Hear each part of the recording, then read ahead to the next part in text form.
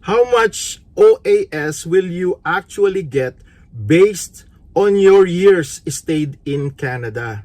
In this video, pag-usapan natin yung exactly how much old age security or OAS you'll receive based on how long you have lived in Canada. And at the end of this video, pag-usapan natin yung 3 biggest mistakes immigrants make that reduce their OAS by hundreds of dollars every month. But wait, even if you move to Canada late in life, may pag-asa pa. You can still get a partial pension. And I'll show you the exact formula. So if you're planning for retirement, whether Canadian born or bagong lipat, this video will literally save you tens of thousands of dollars. Okay, let's begin. Pero bago tayo mag-umpisa, nais ko munang pasalamatan ang lahat ng mga subscribers, ang lahat ng mga nagla-like, at ang lahat ng mga nagko-comment, at ang patuloy na sumusuporta at tumatangkilik sa channel na to. Hello everyone, my name is Robbie, and this is Buhay Canada, Retirement Philippines. So kung gusto mo yung mga ganyan topic, sana mag-subscribe ka para marami pa tayong mapag-usapan patungkol sa mga ganyang bagay. O di sige, please subscribe if you have not done so already, mag-like at mag-comment. And with all that said, let us proceed to the video. What is OAS? OAS meaning Old Age Security. So Old Age Security is Canada's flagship government pension. And here's the truth. Your OAS amount has nothing to do with how much you earned, how much you contributed, or how long you work. It is 100% based on number 1, your age, number 2, your legal status, whether you are a Canadian citizen or a permanent resident. And number 3, how many years you have lived in Canada after the age of 18 years old. So, kung 40 years ka dito, meaning full pension. Kung 10 years lang, meaning partial. But if you are in between 10 and 40, that means prorated, meaning prorated. Okay, so let's break this down into real, no hype numbers. The formula that determines your OAS. So here's the extremely simple formula the government uses. Years lived in Canada after age 18 divided by 40 times full OAS pension. So full OAS pension right now at the time of this recording in 2025 for ages 65 to 74 years old is $740.09 per month. So kung 20 years ka na sa Canada, ibig sabihin meaning 20 divided by 40 is equal to 50%, meaning half of $740.09. So that would be around $370 per month. So this is the exact method the government uses. But to make this video truly useful, let's run real immigrant scenarios para makita mo yung impact para sa iyo, para sa atin individually. Okay, scenario number 1. You moved to Canada at age 30. Just like me, I came to Canada at age 30. Okay, now, let's say you arrive at 30 years old in Canada. By age 65 years old, you have 35 years in Canada. So, your computation would be 35 divided by 40 is equal to 87.5% of full OAS. Meaning, 87.5% times $740.09 is equal to $648 per month. So multiply that by 12 months will give you $7,776 per year. Multiply that by 20 years of retirement will give you a total of $155,520.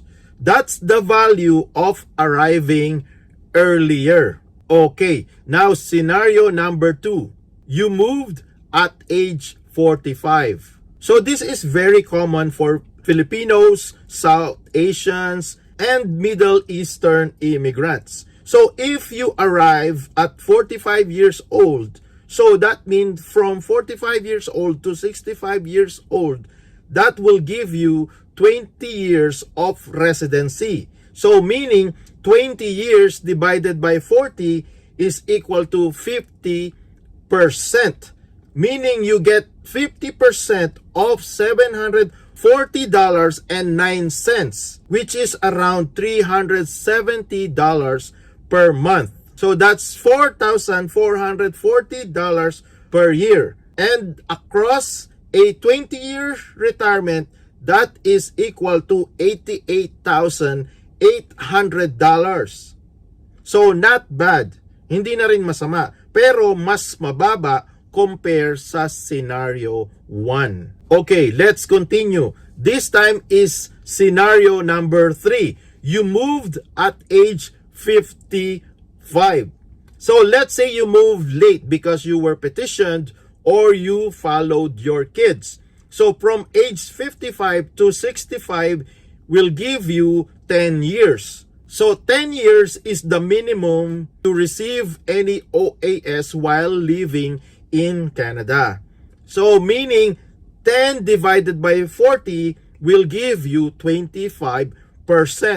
Meaning 25% times $740.09 will give you a total of $185 per month. You're right. That's not a lot. It's not a lot. $185 per month is not a lot. Pero tandaan, this is free money from the government. Walang contribution requirement. But wait, this is where things get interesting. Now, but if you are living outside Canada, rules change. If you retire outside Canada, say sa Philippines, sa Pilipinas, may ibang rule, may ibang patakaran. You must have lived at least 20 years in Canada after the age of 18. Meaning, 10 years, no OAS abroad. 15 years, no OAS abroad. 20 years, yes, OAS abroad.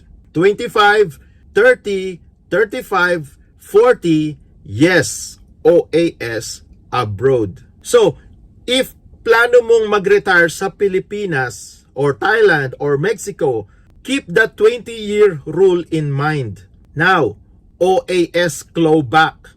So, yan ang pag-usapan naman natin, yung OAS clawback. Kasi marami din naman tayong subscribers, supporters at viewers na mga rich na talagang mayayaman sila. And I admire all of them, right? I support the rich people because they earned it. Okay, now, middle-class Canadian almost always keep their OAS.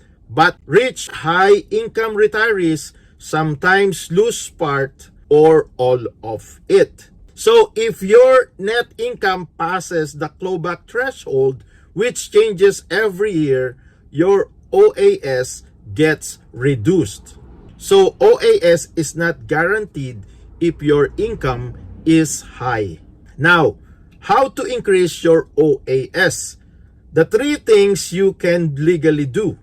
Option A, delay OAS up to age 70. You can increase your OAS by up to 36%. Kung hindi mo kailangan yung pera at kung mataas ang income mo, so you can delay it up to 70.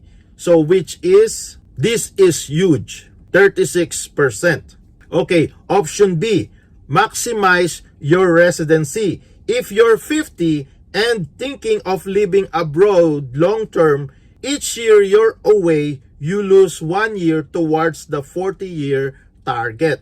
And then option C, avoid high income clawback in retirement.